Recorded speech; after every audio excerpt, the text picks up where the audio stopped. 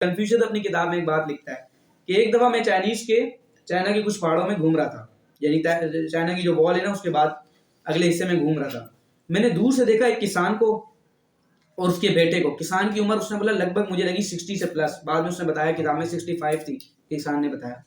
65 years का एक बूढ़ा इंसान अपने जवान बेटे के साथ क्या कर रहा है, कहता मैंने क्या देखा, इनके बहुत बड़े बड़े खेत हैं और ये जो पानी है ना, पानी निकाल रहे हैं ना चक्की से निकलवा रहे हैं ना किसी जानवर से निकलवा रहे हैं, खुद खींच खींच के निकाल रहे हैं और खेतों को सींच रहे हैं। कहते मैंने ऊपर से सोचा ये लोग इतने बेवकूफ दिखते नहीं है, इतने बेवकूफ नहीं दिखते ये लोग कि इतने बड़े खेत हों और उसके बाद ये लोग ये काम कर रहे हैं, इनको पता ही ना जमाने का कि जमाना कहाँ पहुंच गया है।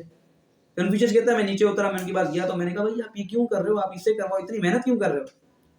उसने कहा इसका एक जवाब है। उसने कहा क्या जवाब है। उसने कहा मेरा जो ये बेटा था ना ये बीमार हुआ 2 महीने के लिए, ऐसा बुखार इसको हुआ कोई खत्म ही नहीं हो रहा, मतलब कमजोर कमजोर होता गया वक्त के साथ साथ। मैं बहुत परेशान हुआ।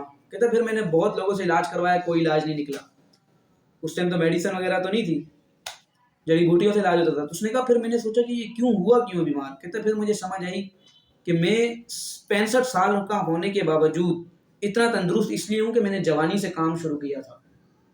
अपनी मुझे याद है जब मैं दिन में जाके सोता था ना रात को बेड के ऊपर, तो पूरी मेंटल और फिजिकल मेहनत करके सोता था, और ये जो है ना उसके मुकाबले में कख भी नहीं कर रहा। कहता मैंने इसको लिया और मैंने इस पर ये काम लगा दिया। इसको पता ही नहीं है कि यूं भी होता है, बैल से भी और उससे भी होता है, चक्की से। मैंने इससे ये करवाना शुरू किया।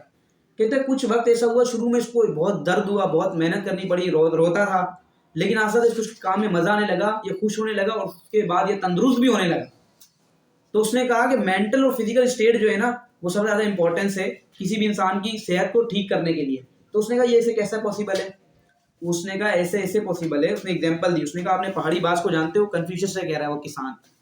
उसने कहा ये जो पहाड़ी बाज है ना इसकी उम्र होती है 70 साल, लेकिन जब ये 40 साल का होता है तब इसके क्या होते हैं, पंख झड़ना शुरू हो जाते हैं, पंख बूढ़े से हो जाते हैं। इसके जो नाखून है, जो पंजों के नाखून है जहां से इसकी पकड़ बनती है, वो इतने बड़े होते हैं कि आपस में टकराने लग जाते हैं।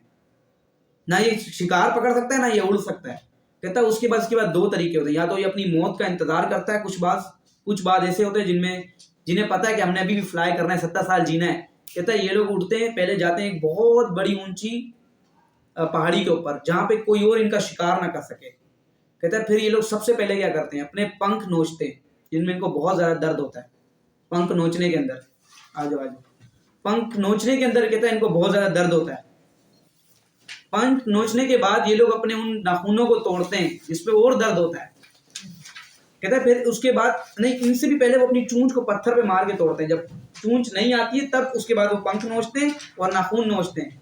फिर कुछ कहता है 3 महीने पूरे लगते हैं, 3 महीने के बाद जाके उसके नए पंख और नए नाखून आते हैं, जिसकी वजह से अगले वो 30 साल शान से जीता है। तो वो कहता है वो जो 3 महीने दर्द रहता है ना, अगर ये दर्द मैं अपने बेटे को 3 महीने दूंगा, मुझे पता है अगले 30 साल ये भी शान से जी लेगा।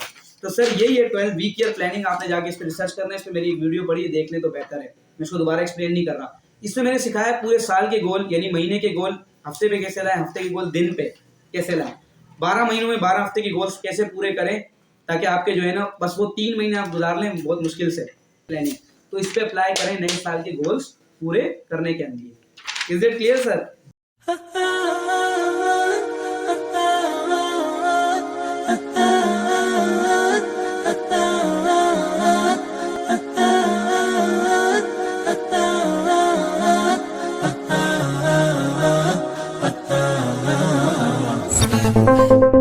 Thank you.